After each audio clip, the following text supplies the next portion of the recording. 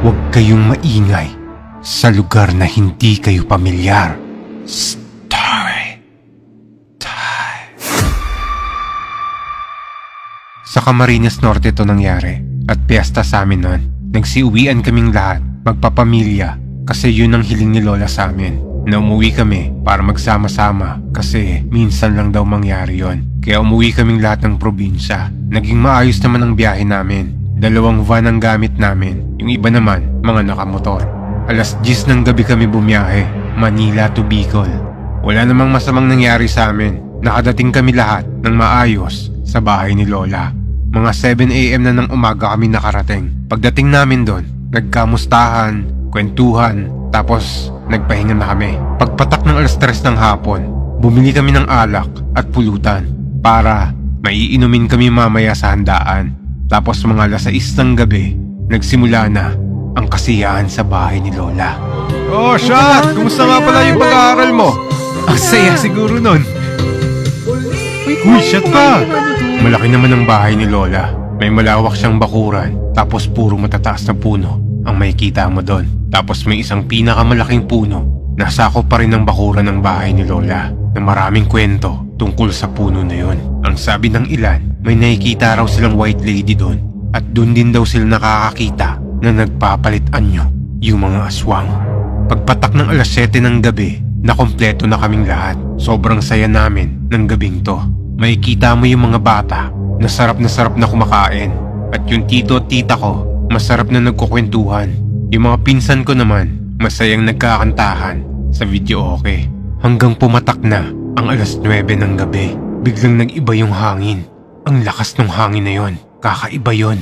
Parang bigla kaming binagyo, pero tumagal lang yun ng mga 10 minuto. Nagtinginan kaming lahat sa langit kung uulan ba, pero wala namang mga ulap. Kaya nung tumigil na yon, tinuloy ulit namin ang kasiyahan.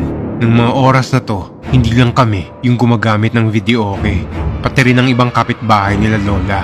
Pagpatak ng alas 10:30 ng gabi, dito na natapos ang kasiyahan namin. Nagligpit na kami ng upuan at mga kinainan. Kasama ko ang mama ko at yung 2 kong tita. Pagkatapos namin magligpit, lumabas sila kuya at 2 kong tito para magkwentuhan pa sa may bakuran. Hanggang maya-maya, nakaramdam na kami ng antok at nagpahinga na kaming lahat. Pero sa kahimbingan ng tulog namin, bandang alas 11:40 ng gabi, biglang may hindi kami inaasahan na mangyari. May biglang namato sa bubong ng bahay namin. Nagulat kami ni Mama kung saan nanggaling yun. Pero hindi pa kami kaagad lumabas ng mga oras na to dahil kami lang ni Mama ang gising. Sinilip ni Mama sa bintana yon kung sino yung nangbabato. Pagtingin niya, wala namang tao sa may bakuran. Pag alis niya ng bintana, biglang sunod-sunod na yung batong bumabagsak sa bubong. At napakalaki ng mga bato na yon dahil kita mong bumabaon yun sa yero. Hindi kagad nagising yung iba kong tito at tita dahil sa kalasingan. Kaya si Mama, ginising na si Kuya para silipin sa bakuran kung sino yung nangbabato.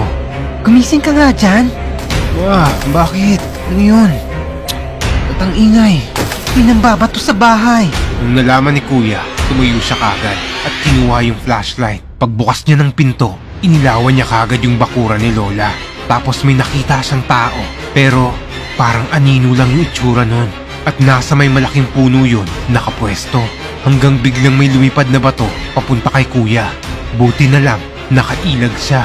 Sinubukan niyang bawian ng bato yun, pero pagbato niya, parang wala namang nangyayari at parang wala siyang tinatamaan doon.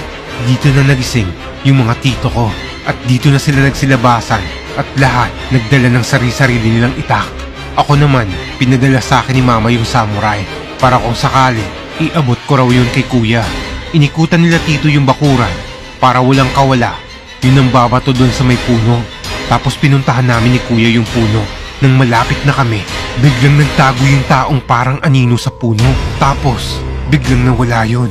Nagtaka yung lahat kung saan nagpunta yun. Inikot na nila lahat pero wala silang nahanap na tao doon sa malaking puno. Kinabukasan, naging maugong yung nangyari sa bahay ni Lola.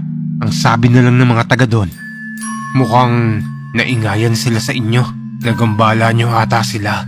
Sino pong sila? Mga ibang nilalang na taga rito.